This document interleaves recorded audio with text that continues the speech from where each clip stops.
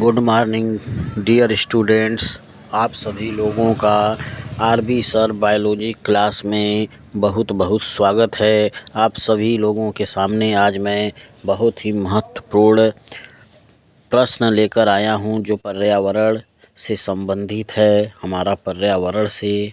तो आइए लेट न करते हुए हम लोग जल्द से जल्द फटाफट कुछ प्रश्नों के उत्तर देखते हैं। प्रश्न संख्या 1, निर्देश। प्रत्येक प्रश्न में 4 वैकल्पिक उत्तर दिए हैं, उनमें से सही विकल्प चुनना है। प्रश्न 1 पहला, निम्नलिखित में से कौन सा एक कृत्रिम पारितंत्र है? ए तालाब, बी खेत, सी झील, डी वन। तो इसका सही आंसर है बी खेत। पारितंत्र, कृत्रिम पारितंत्र से आशय है कि ऐसा पारितंत्र जिसे मनुष्य ने बनाया है, जो कृत्रिम विधियों द्वारा निर्मित हो। प्रश्न संख्या 2, एक आहार श्रृंखला में तीसरे पोषी स्तर पर हमेशा कौन होता है? ए मांसाहारी प्राणी, बी शाकाहारी प्राणी, सी अपघटक, डी उत्पादक। तो हम जानते हैं कि खाद्य श्रृंखला में सबसे पहले उत्पादक होता है, फिर उपभोक्ता होता है, फिर अपघटक होते हैं। तो प्रत्येक खाद्य कड़ी एक पोषक स्तर कहलाती है। तो सबसे पहले उत्पादक हैं, मतलब प्राथमिक पोषक स्तर है। इसके बाद उपभोक्ता होते हैं, वो द्वितीयक पोषक स्तर होते हैं जो शाकाहारी होते हैं, और उसको खाने वाले तृतीयक उपभोक्ता होते हैं जो मांसाहारी होते हैं। तो यहाँ पर प्रश्न पूछ रहा है तीसरे पोषी स्तर पर हमेशा कौन होता है? तो इसका सही उत्तर है ऑप्शन ए मांसाहारी प्राणी। अगला प्रश्न, प्रश्न संख्या 3, नीचे दी गई आहार श्रृंखला में मान लीजिए कि चौथे पोषी स्तर पर ऊर्जा की मात्रा 5 किलो जूल है। तो बताइए उत्पादक स्तर पर कितनी ऊर्जा उपलब्ध रहेगी? घास, टिड्डा, मेढक, सांप, बाज। Option A 5 KG, option B 50 KG, option C 500 KG, option D 5000 KG. तो हम जैसा कि खाद्य श्रृंखला में देख रहे हैं, घास है, घास के बाद टिड्डा है, टिड्डा के बाद मेढक है, मेढक के बाद सांप है, और सांप चौथी पोषी स्तर पर स्थित है। तो लिंडमान के 10% नियम के अनुसार ऊर्जा बढ़ती जाएगी। जब हम पीछे बढ़ेंगे तो क्रमशः 90% ऊर्जा बढ़ेगी।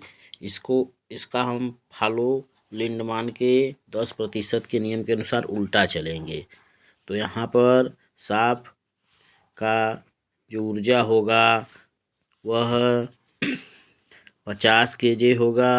इसके पहले मेढक है, इसमें 90% की वृद्धि होगी, जिसकी ऊर्जा 50 केजी हो जाएगा। इसके पहले टिड्डा है, जिसमें पुनः 90% की वृद्धि होगी और इसकी ऊर्जा 500 केजी हो जाएगा। और इसके पहले घास है जो कि उत्पादक है, और यहाँ पर भी ऊर्जा की 90% वृद्धि होगी, और इस तरह से उत्पादक अर्थात घास की ऊर्जा 5000 केजी हो जाएगी। अर्थात विकल्प में ऑप्शन डी सही है। अगला प्रश्न चौथा, किसी आहार श्रृंखला में गैर जैव निम्नीकरणीय पीड़कनाशियों का प्रत्येक उच्चतर पोषी स्तर पर बढ़ती हुई मात्रा में एकत्रित होते जाना क्या कहलाता है? इसका 4 विकल्प है। विकल्प ए सुपोषण, बी प्रदूषण, सी जैव आवर्धन, डी एकत्रीकरण। इसका विकल्प सी सही है, जैव आवर्धन। जब किसी खाद्य श्रृंखला में पीड़कनाशी अर्थात पेस्टिसाइड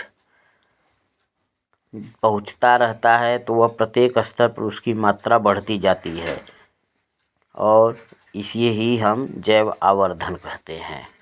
अगला प्रश्न 5, ओजोन परत का घटते जाना किसके कारण होता है? ऑप्शन ए क्लोरोफ्लोरोकार्बन यौगिक, बी कार्बन मोनोऑक्साइड, सी मीथेन, डी पीड़कनाशी। तो इसका सही आंसर है क्लोरोफ्लोरोकार्बन यौगिक, जिसे CFC गैस भी कहते हैं। इसके कारण CFC के कारण 1 लाख ओजोन के अणुओं का अपघटन होता है। अगला प्रश्न 6वां प्रश्न, वे जीव जो सौर ऊर्जा का प्रयोग करते हुए अकार्बनिक यौगिकों से कार्बोहाइड्रेट का संश्लेषण कर लेते हैं, निम्नलिखित में से क्या कहलाते हैं? A अपघटक, B उत्पादक, C शाकाहारी, D मांसाहारी। तो इसका सही उत्तर है उत्पादक, क्योंकि उत्पादक ही सूर्य के प्रकाश में भोजन का निर्माण करते हैं। अगला प्रश्न 7वां, पारितंत्र में एक पोषी स्तर से अगले पोषी स्तर तक स्थानांतरित होने के लिए उपलब्ध 10% ऊर्जा किस रूप में जाती है? A ताप ऊर्जा, B प्रकाश ऊर्जा, C रासायनिक ऊर्जा, D यांत्रिक ऊर्जा। अतः इसका सही विकल्प है C रासायनिक ऊर्जा। अगला प्रश्न 8वां, किसी उच्चतर पोषी स्तर के जीव जो निम्नतर पोषी स्तर के अंतर्गत आने वाले अनेक प्रकार के जीवों से अपना भरण पोषण प्राप्त करते हैं, क्या बनाते हैं? A आहार जाल, B पारिस्थितिक पिरामिड, C पारितंत्र, D आहार श्रृंखला। तो इसका सही उत्तर है ऑप्शन A। प्रश्न में देखेंगे तो यहाँ लिखा है अनेक प्रकार के जीव से अपना भरण पोषण प्राप्त करते हैं, अतः इसका सही उत्तर ऑप्शन A आहार जाल होगा।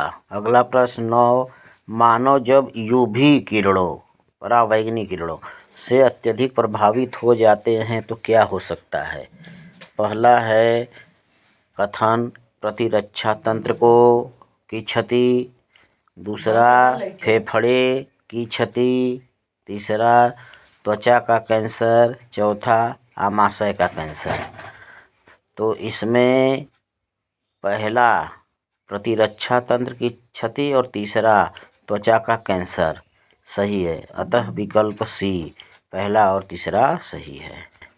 अगला प्रश्न 10, पदार्थों के निम्नलिखित वर्गों में से कौन से वर्गों में केवल गैर जैव निम्नीकरणीय वस्तुएं शामिल हैं? कथन 1 लकड़ी कागज चमड़ा, कथन 2 पॉलीथीन प्रक्षालक PVC, 3 प्लास्टिक प्रक्षालक घास, चौथा प्लास्टिक बेकेलाइट DDT।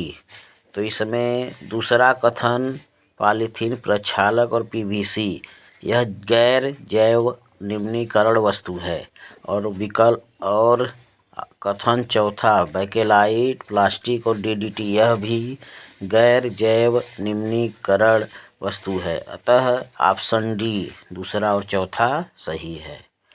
प्रश्न संख्या 11, दिए गए चित्र में एक पिरामिड में विभिन्न पोषी स्तर दिखाए गए हैं, बताइए कि किस पोषी स्तर पर सबसे अधिक ऊर्जा उपलब्ध होती है?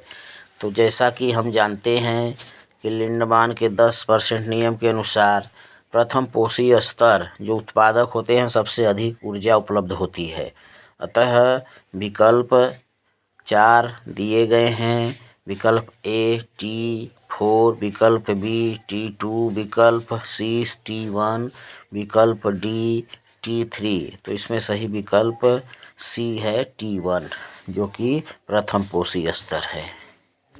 अगला प्रश्न, किसी पारितंत्र में अपघटक A अकार्बनिक पदार्थों को सरल रूप में बदल देते हैं, B जैव पदार्थों को अकार्बनिक रूप में बदल देते हैं, C अकार्बनिक पदार्थों को कार्बनिक यौगिकों में बदल देते हैं, D कार्बनिक यौगिकों का अपघटन नहीं करते हैं। तो इसका सही उत्तर है विकल्प C अकार्बनिक पदार्थों को कार्बनिक यौगिकों में बदल देते हैं।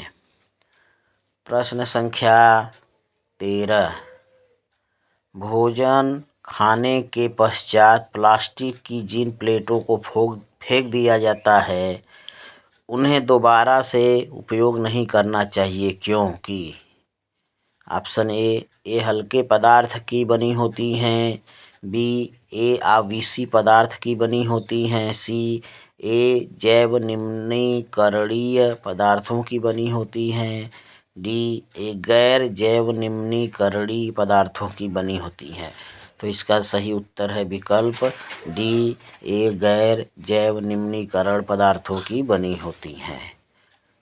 तो इस तरह से आज हमने बहुत ही महत्वपूर्ण 13 प्रश्नों का प्रैक्टिस करा दिया है। आप लोग इन सभी प्रश्नों को 1-2 बार ज़रूर देख लें, जिससे कि यह आपके दिमाग में स्थिर हो जाए। धन्यवाद।